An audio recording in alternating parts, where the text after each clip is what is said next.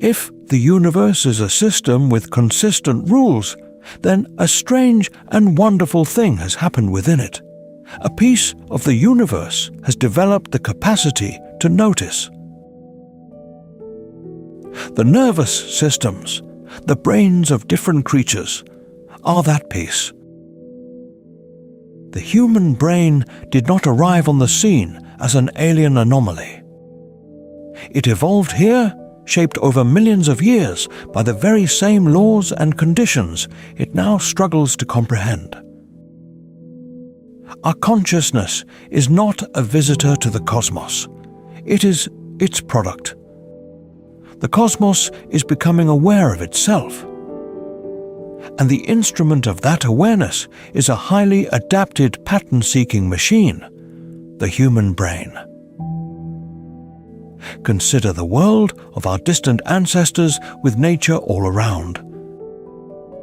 Survival did not hinge on brute strength alone, but on successful navigation of an immense web of cause and effect. Which berry caused sickness? What broken branch signaled the hidden predator? What pattern of clouds foretold the coming storm?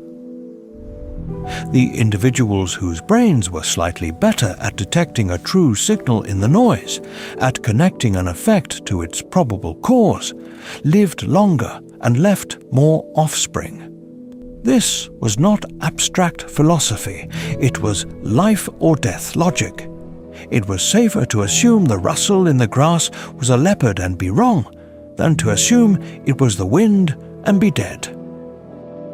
Over time, the pressure to find patterns in the weather, in animal behavior, in social dynamics, became wired into our neural architecture.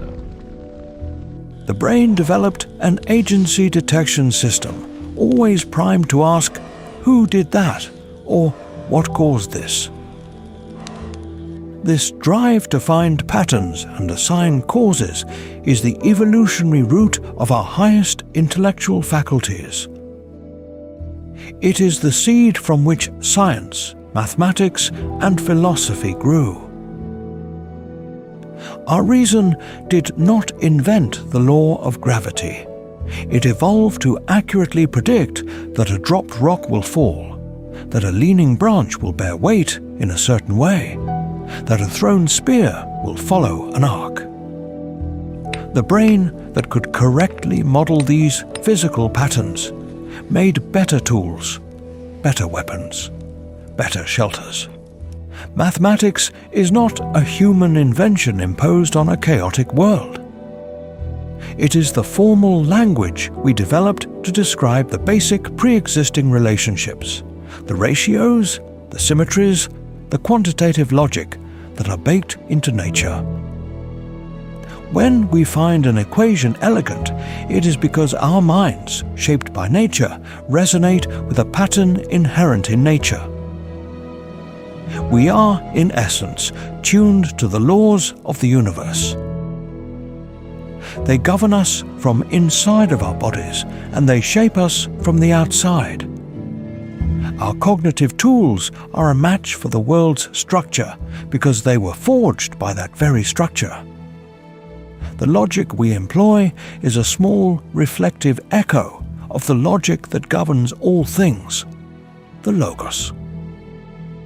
A physicist discerning the elegant simplicity of E equals mc squared is experiencing the same cognitive satisfaction as a hunter-tracker, discerning the subtle story told by bent grass and a faint print, a deep, resonant click of pattern recognition.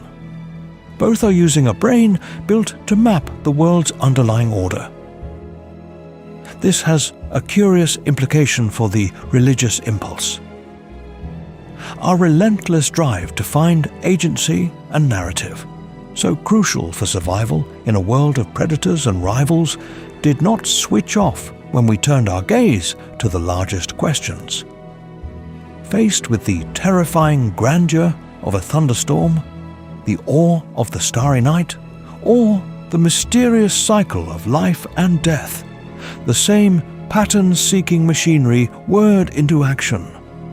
The mind, confronted with the ultimate patterns of existence, the stunning order, the breathtaking complexity, the apparent direction of life, instinctively asked the question it was built to ask: who is responsible? What is the cause? Thus, the Logos, the order of the cosmos, met the pattern-seeking, agency-detecting human brain. It was a fateful encounter. The brain, evolved to navigate a world of agents and intentions, could not easily relate to an abstract, impersonal principle. And so, in a move of cognitive synthesis, it began to do what it had always done. It personified.